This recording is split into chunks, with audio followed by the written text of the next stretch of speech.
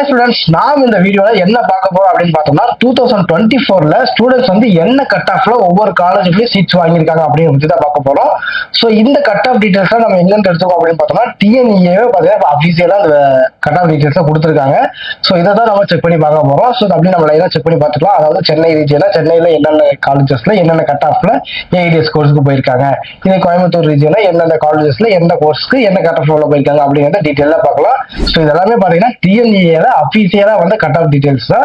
So இந்த cut ஆஃப்க்கு இந்த வருஷத்துக்கு என்ன டிஃபரன்ஸ் இருக்கும் அப்படின்னு பார்த்தோம்னா மேஜரா பார்த்தீங்கன்னா ஒரு 5 கட் ஆஃப் முன்ன இருக்கலாம். ஸோ இந்த வீடியோல வர கட் ஆஃப் இருந்தது அப்படின்னா உங்களுக்கு இந்த காலேஜ் சூஸ் பண்றதுக்கான சான்சஸ் ஒரு 80% இருக்கு அப்படின்னு நம்ம வச்சுக்கலாம். ஓகேங்களா? ஸோ இந்த வீடியோவை ஃபுல்லா ஸ்கிப் பண்ணாம பாருங்க. வாங்க வீடியோக்குள்ள போகலாம். இந்த வீடியோல நீங்க இன்ஃபர்மேஷன் டெக்னாலஜி கோர்ஸ் எடுக்கலாம்னு இருக்கீங்க, அது கோயம்புத்தூர் ரீஜியன்ல எடுக்கலாம்னு இருக்கீங்க, அப்படியே என்ன கட் ஆஃப் வந்து நல்ல காலேஜ் சூஸ் பண்ணிக்க முடியும் அப்படிங்கிறத பத்தி பார்க்கலாம்.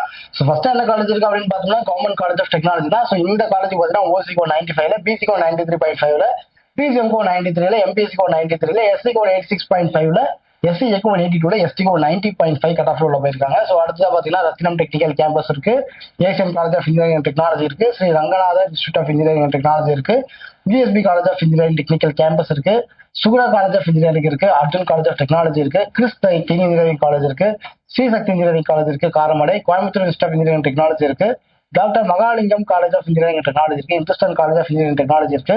ஸோ லைனா என்னென்ன காலேஜஸ் இருக்கு அப்படிங்கிறத டிஸ்பிளேல செக் பண்ணி பாருங்க.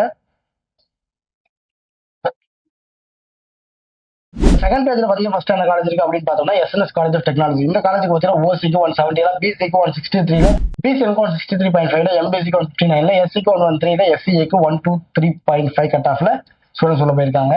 ஸோ அடுத்த பாத்தீங்கன்னா Sri Sakthi institute of engineering technology இருக்கு, நேரு காலேஜ் இருக்கு, RVS college of engineering technology இருக்கு. ஸோ லைனா பாத்தீங்கன்னா என்னென்ன காலேஜஸ் இருக்கு அப்படிங்கறத டிஸ்பிளே செக் பண்ணி பாருங்க. இங்க பாத்தீங்கன்னா Easa college of engineering technology இருக்கு, கேஜேஎஸ்எல் காலேஜ் இருக்கு, பிபிஜி காலேஜ் இருக்கு, ஸோ நேரு காலேஜ் இருக்கு, யுனைடெட் இன்ஸ்டியூட் ஆஃப் டெக்னாலஜி இருக்கு, KPR institute of engineering technology இருக்கு, ஸ்டடி வேர்ல்ட் காலேஜ் இருக்கு.